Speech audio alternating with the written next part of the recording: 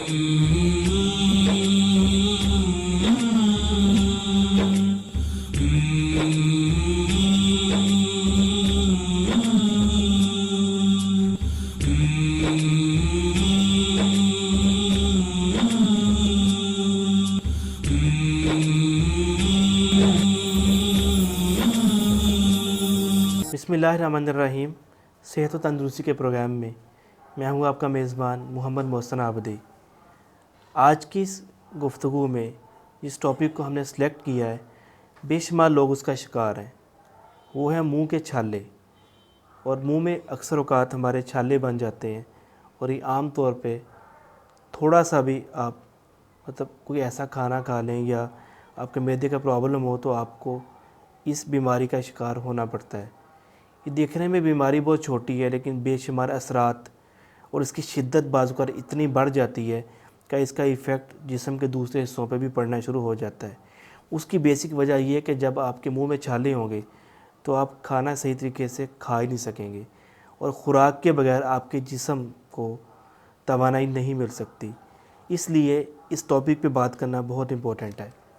इस टॉपिक पे बात करने के साथ साथ मैं ये भी बताना चाहता हूँ कि हमारे साथ मौजूद हैं एक ऐसी शख्सियत जिनका पिछले 36 ईयर से हिकमत में एक्सपीरियंस है, और बेशुमार मरीज़ उनके पास आ चुके हैं, और अल्लाह ताला के ख़ास करम से उनके मेडिसिन से सेहत याबी की दौलत से माला माल हुए हैं।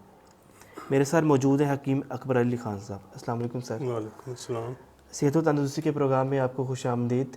आज की गुफ्तगू हमारी मुंह में मौजूद छालों पे है।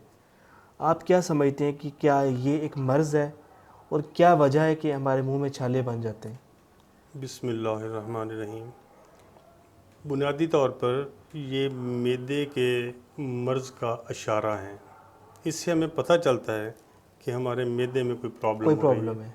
ख़ास तौर पे मैदे में तेज़ाबियत बढ़ जाना, तकरीबन 80% तक यही प्रॉब्लम मुंह में छालों का बायस बनती है।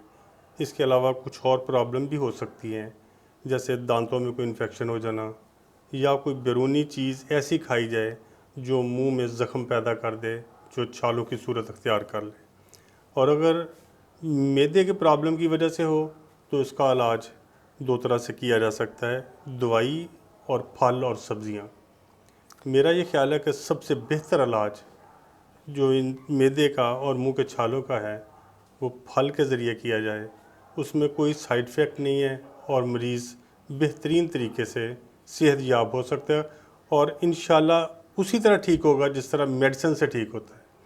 सर, आपने बड़ी अच्छी ये बात बताई, और इलाज बिल-ग़ज़ा पे हमारी गुफ्तगू भी अक्सर रहती है कि हमारी कोशिश भी ये है कि अपने नाज़रीन को ये बात बावर करवाएं कि सिर्फ़ इलाज मेडिसिन से ही पॉसिबल नहीं है। लेकिन आप क्या समझते हैं कि क्या मौसम की तब्दीली की वजह से भी मुंह में छाले बनते हैं? जी बिल्कुल ऐसा ही है।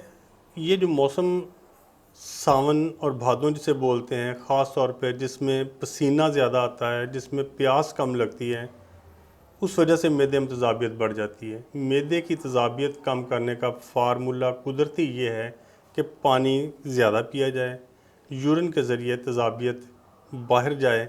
इस मौसम में ये होता है कि प्यास लगती नहीं है, पसीना आ जाता है, नतीजतन तेज़ाबियत खून में शामिल रहती है, जिससे बहुत सी जल्दी अमराज हो जाती हैं, और ख़ास तौर पे मुंह में छाले जो हमारे इस वक्त का मौजू है। आप सर क्या समझते हैं कि एज के लिहाज से भी इसका इफ़ेक्ट है? जी बिल्कुल, एज के लिहाज से इसका इफ़ेक्ट ये होता है कि 30 से तकरीबन 50 ईयर्स तक ये ज़्यादा लोगों में इफ़ेक्ट होती है, ज़्यादा इब्तदाई उम्र में, और 50 प्लस लोगों में ये मर्ज़ कम देखने में आया है। आप क्या समझते हैं कि अगर एक शख्स वो इस मर्ज़ का मर्ज़ का शिकार नहीं है, वो क्या चीज़ इस्तेमाल करे किस मौसम में कि वो इस मर्ज़ से अपने जिस्म को बचा सकता है? खाने के हवाले से या कोई मेडिसिन के हवाले से आप क्या कहना चाहेंगे? एक तो इसे पानी ज़्यादा पीना चाहिए सुन्नत तरीके के मुताबिक। गर्मियों में या सर्दियों में? जी, इस मौसम में तो ख़ास तौर पर सुन्नत तरीके के मुताबिक गर्मी के मौसम में? जी बिल्कुल, गर्मी के मौसम में खाना खाने से पहले 1 गिलास या अगर इससे मुमकिन ज़्यादा हो तो पानी ज़्यादा पिया जाए। खाना खाने से पहले पानी पिया जाए। दूसरा ये है कि खाना खाने के बाद दूध में इसबगोल का छिलका मिलाकर पिया जाए तो इंशाअल्लाह ताला इस मर्ज़ से बचा जा सकता है। नाज़रीन, आज की हमारी गुफ्तगू मुंह के छालों के हवाले से थी। हमें बहुत सारे मैसेज आते रहते हैं और हमारी कोशिश भी होती है कि आप जो टॉपिक दें हम उस पर बात लाजमी करें। तो आपको अगर कोई भी मर्ज़ दरपेश है और आप उस पर कोई राय चाहते हैं तो स्क्रीन के नीचे नंबर चल रहे हैं, आप इस पर हमें व्हाट्सएप भी कर सकते हैं। हमारी पूरी कोशिश होगी कि उस मर्ज़ का इलाज अपने तौर पे आपके साथ ज़रूर शेयर किया जाए। और आज के जो मुंह के छाले के हवाले से मर्ज़ है, इसको आमतौर पे मर्ज़ नहीं समझा जाता, लेकिन जब ये शिद्दत इख्तियार कर जाता है तो इसका इफ़ेक्ट हमारे जिस्म पे बहुत शदीद होता है। उस पर हमने बात की। और इलाज बिल ग़ज़ा के हवाले से, जैसा कि आपको इल्म है, हमारी गुफ्तगू इसलिए लाजमी होती है कि जिस्म का इलाज ग़ज़ा के साथ अगर मुमकिन हो जाए तो इसके साइड इफ़ेक्ट बिल्कुल नहीं होते। तो हमारी कोशिश है कि आप इस गुफ्तगू को सुने भी और आगे भी शेयर करें। शो टीवी के पेज को लाइक करें।